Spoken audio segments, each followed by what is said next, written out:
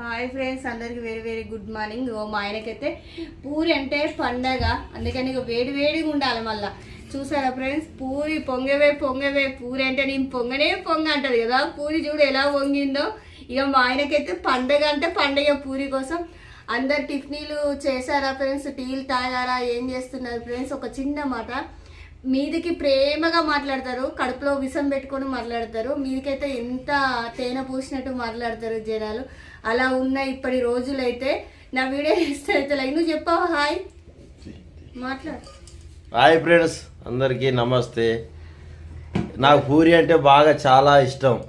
అందుకే chicken పచ్చడిను chicken curry పెట్టుకొని తిందాము, ఇక తినమని అంటున్నారు మా వాళ్ళు. తినాలి, తిని చూసి రుచి ఎలా ఉందో, టేస్ట్ ఉందా